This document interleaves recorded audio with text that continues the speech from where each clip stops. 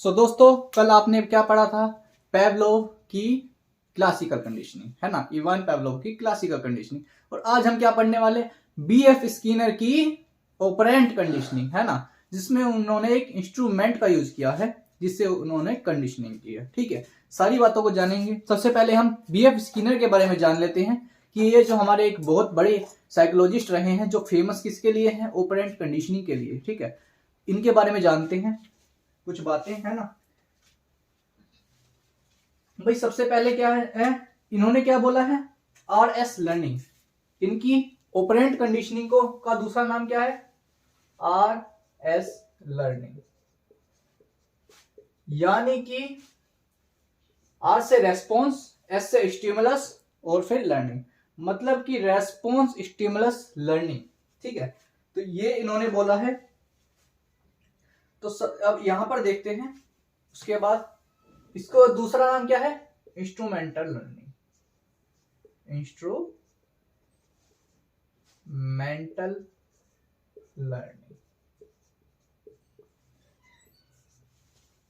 ठीक है, instrumental conditioning होएगा, है ना, लर्निंग नहीं, इंस्ट्रूमेंटल कंडीशनिंग इसका तीसरा नाम है। ठीक है, क्योंकि यहां पर क्या करते हैं, वो व्यवहार में, एक व्यक्ति के व्यवहार में कुछ चेंज लाना, है ना, उसको हम कंडीशनिंग बोलते हैं। किसी व्यक्ति के व्यवहार में कुछ चेंज लाना, है ना। तो यहां पर एक्सपेरिमेंट इन्होंने किस किस पर एक्सपेरिमेंट करा है? इन्होंने रैट यानी कि चूहे पर एक्सपेरिमेंट करा है। उसके अलावा पीजन यानी कि कबूतर पे एक्सपेरिमेंट करा है। ठीक है, तो अभी हम पढ़ेंगे कबूतर को लेकर के। ठीक है, तो सबसे पहले हम कुछ बातें हैं जो बीएफ स्किनर के बारे में जान लेते हैं।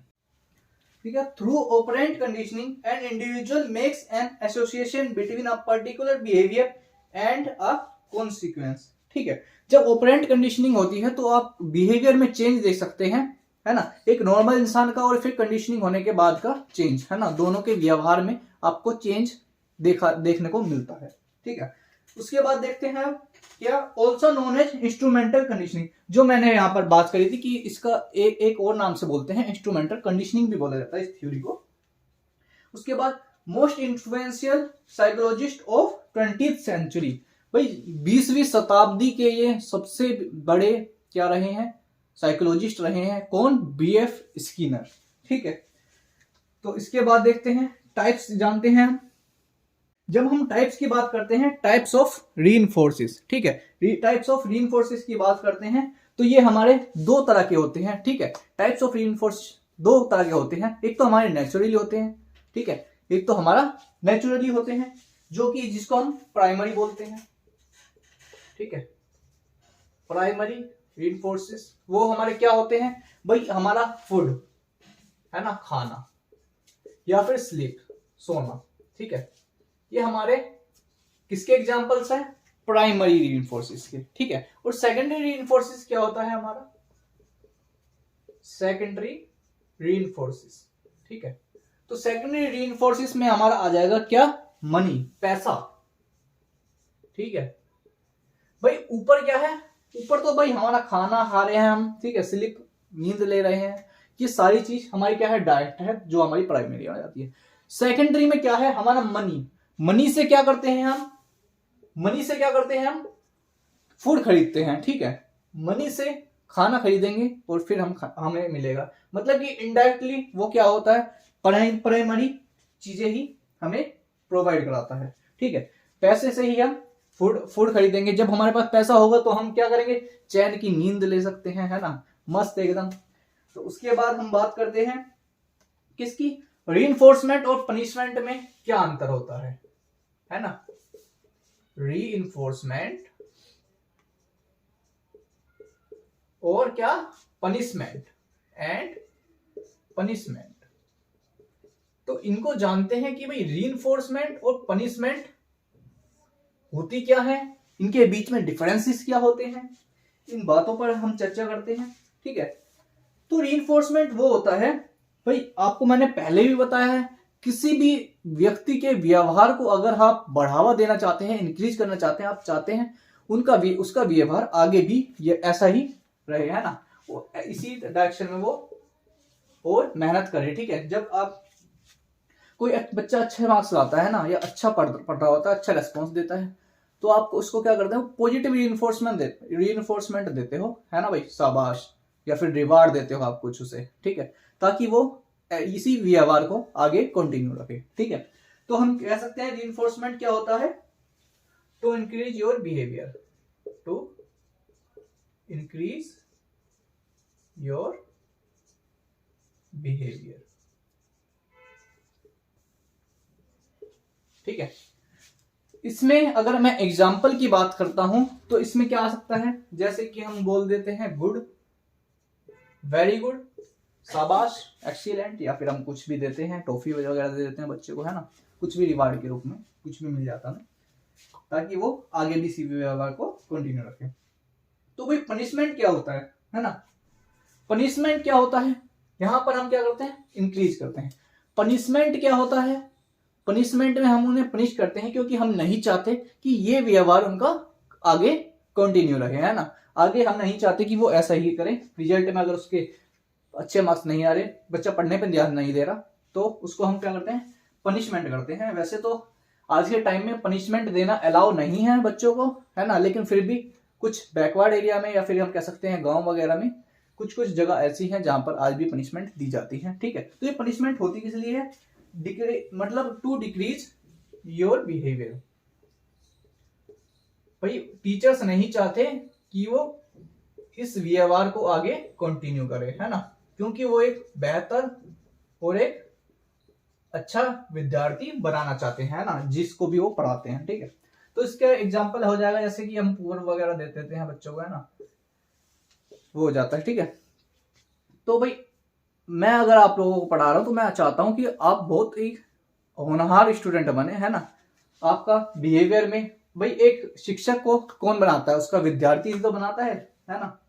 अगर आप एक अच्छे पद पर होंगे तो आप उन बाकियों को बताएंगे कि भाई मैं सन किस तरह से पढ़ा था, है ना, तो फिर क्या होगा, मुझे कौन बना रहा है, आप ही लोग तो बनाओगे, है ना। अगर आपका रिजल्ट अच्छा आएगा तो मेरा नाम भी अच्छा होगा, है ना, लोग जानेंगे मुझे बेहतर तरीके से, है ना। लेकिन अगर आपका रिजल्ट वो नहीं बोल पाएगा, मतलब कि आपका रिजल्ट बोलेगा, है ना, विद्यार्थी का रिजल्ट बोलता है ना, एक टीचर को उसका शिष्य ही बनाता है, ठीक है।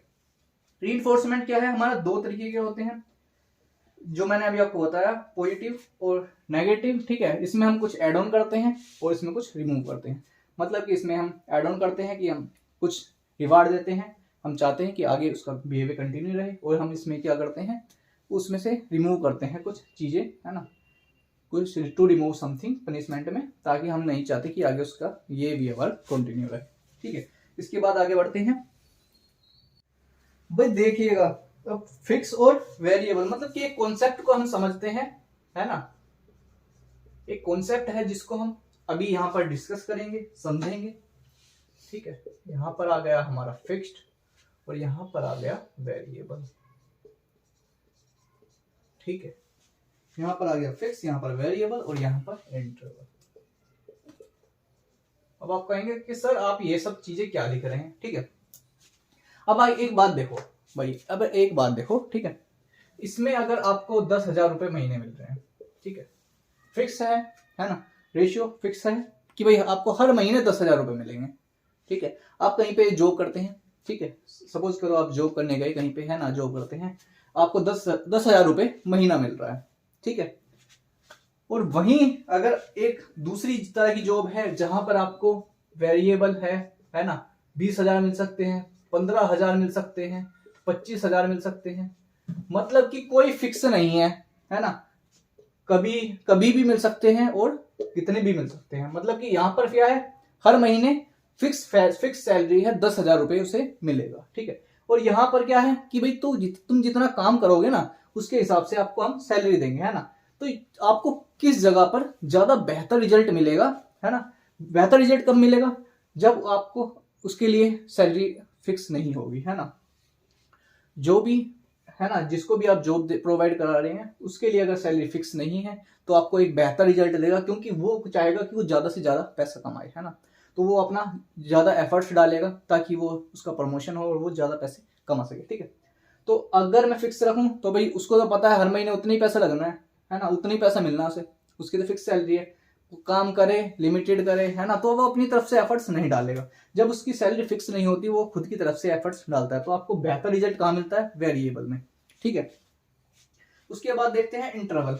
इंटरवल यानी कि देखो ये सैलरी जो है 10,000 अगर आपको प्रति 15 दिन के बाद मिल रही है, ठीक है, हर 15 दिन के बाद, या फिर मैं कह सकता हूँ 30 दिन के बाद, ठीक है, जो कि 1 महीना हो जाता है। ठीक है, यहाँ पर मैं 15 दिन के बाद बोलूँ या फिर 30 दिन के बाद जब महीना हो जाता है, तो भाई हर महीने 10,000 मिल लिया, वो फिक्स हो गया। लेकिन यहाँ पर क्या है, कोई फिक्स नहीं है ना, 10 दिन के बाद भी मिल सकती है, 15 के बाद भी मिल सकती है, 30 दिन के बाद भी मिल सकती है, वेरिएबल में, है ना। जितना आप अच्छा काम करते जाओगे आपको जल्दी भी मिल सकते हैं, है ना।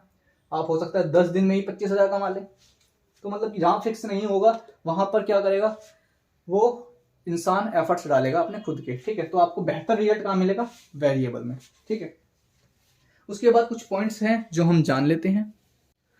भाई 3 पॉइंट्स हैं, है ना, जो आपको स्क्रीन पर नजर आ रहे हैं। पहला क्या है हमारा, शेपिंग। सेकंड है हमारा टोकन इकोनॉमी, और थर्ड हमारा प्रोग्राम्ड इंस्ट्रक्शन, है ना। तीनों की बात करते हैं हम एक एक करके। तो आपकी स्क्रीन पर फर्स्ट लगा देता हूं मैं। तो फर्स्ट यानी शेपिंग से हम शुरुआत करते हैं। कुछ स्टेप्स दिए गए हैं, हमारे 4 स्टेप्स दिए गए हैं। ठीक है, जहां पर क्या लिखा गया है, आइए स्टेप्स को पढ़ते हैं। शेपिंग में फर्स्ट स्टेप है हमारा, give the pigeon food when it turns toward the button. ठीक है भाई, एक बटन है ना, यहाँ पर क्या है, एक बटन दिया गया है। जब वो पिजन क्या है, कबूतर उस बटन को प्रेस करेगा, है ना, तो उसका गेट खुल जाएगा और वो खाना खा सकता है। ठीक है, तो यहाँ पर यही चीज है।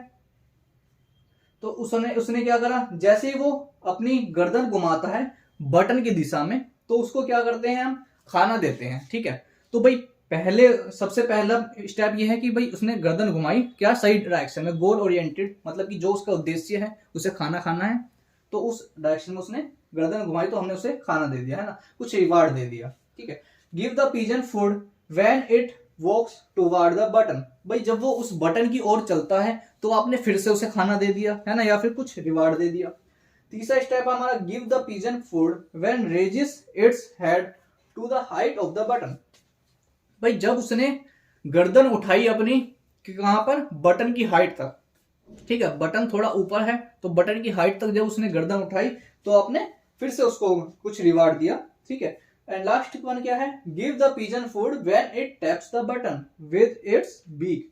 जब वो अपनी चोंच से उस बटन को प्रेस करेगा तो उसका दरवाजा खुल जाएगा और उसको वो बाहर निकल कर खाना खा सकता है। ठीक है, तो उसको उस वक्त भी क्या करा है, उस वक्त भी उसको रिवार्ड दे दिया, उस वक्त भी उसे खाना दे दिया, ताकि उसे समझ आ जाए। तो इसमें, इस प्रोसेस में हो क्या रहा है भाई, पिजन क्या है, पहले हो सकता है मतलब कि 10 बारी में, है ना, 10 मतलब 4-5 बार इधर उधर घुमाया गर्दन, फिर उसके बाद सही डायरेक्शन पर मिला तो उसे पता चल गया, है ना, उसे समझ आ गई कि भाई इस दिशा में जाता हूं तो मुझे खाना मिलता है ना। फिर हमने वो चीज बंद कर दी, फिर हमने क्या करा, जब वो उस दिशा में चलेगा तब उसे खाना देंगे, बटन की दिशा में।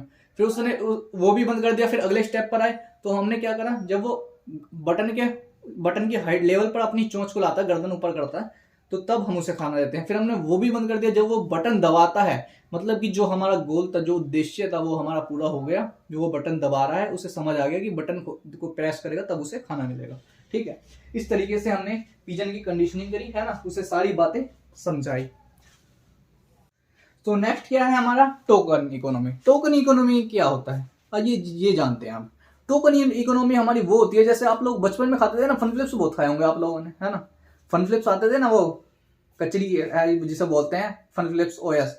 तो ओएस में तो ऐसा कुछ नहीं था कि भाई उसमें टोकन वगैरह मिले, लेकिन फन फ्लिप्स में बड़े वो आते थे, अल्फाबेट्स आते थे ना, किसी पहले कभी बैट करके, है ना, BAT बैट बनाओ, BAG बैग बनाओ तो आपको बैग मिलेगा, है ना, BAT बैट बनाओगे तो बैट मिलेगा, भाई खेलने वाला बैट, चमगादड़ नहीं है। ठीक है, तो आपको बैट मिलेगा।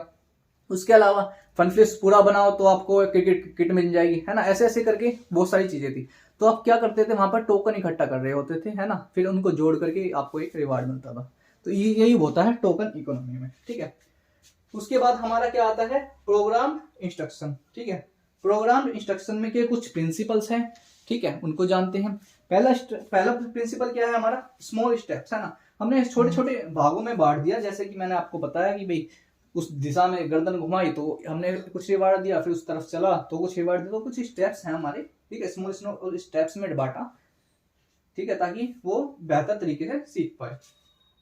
एक्टिव पार्टिसिपेशन एंड रेस्पॉन्डिंग, ठीक है, तो भाई उसमें क्या किया उसने, जब आप उन्हें रिवॉर्ड देते गए तो वो एक्टिवली पार्टिसिपेट करता गया और रेस्पॉन्स करता गया, ठीक है। उसके बाद क्या है, रीइंफोर्समेंट। रीइंफोर्समेंट क्या होता है, रिवार्ड देना, है ना, कुछ भी रिवार्ड देना। तो रिवार्ड के रूप में आप क्या दे रहे थे, उसे खाना दे रहे थे, ठीक है। उसके बाद आता है हमारा सेल्फ पेसिंग, ठीक है, वो भाई इधर उधर देखता तो वो खुद को एनालाइज करने लग जाता है एक तरह से कि भाई मुझे इस डायरेक्शन में जाऊंगा तो मुझे खाना मिलेगा, ठीक है। सेल्फ इवेल्युएशन, खुद को इवेल्युएट करेगा। उसके बाद लास्ट हमारा क्या है, इमीडिएट फीडबैक। भाई इसको सब कुछ समझ आ जाएगा, खुद को वो खुद को ही फीडबैक दे रहा होगा, ठीक है, खुद को ही फीडबैक देता है फिर वो, ठीक है। तो आपने आपकी ये कंडीशनिंग भी कंप्लीट हुई, बीएफ स्किनर की ऑपरेंट कंडीशनिंग, जिसको हम क्या बोल सकते हैं, आरएस लर्निंग भी बोल सकते हैं और इंस्ट्रूमेंटल कंडीशनिंग भी बोल सकते हैं, ठीक है। ये आपकी आज कंप्लीट होती है। इसके बाद नेक्स्ट क्लास में हम पढ़ेंगे क्या, ट्रायल एंड एरर थ्योरी, ठीक है। ट्रायल एंड एरर थ्योरी के बारे में बात करेंगे। मिलते हैं नेक्स्ट वीडियो में।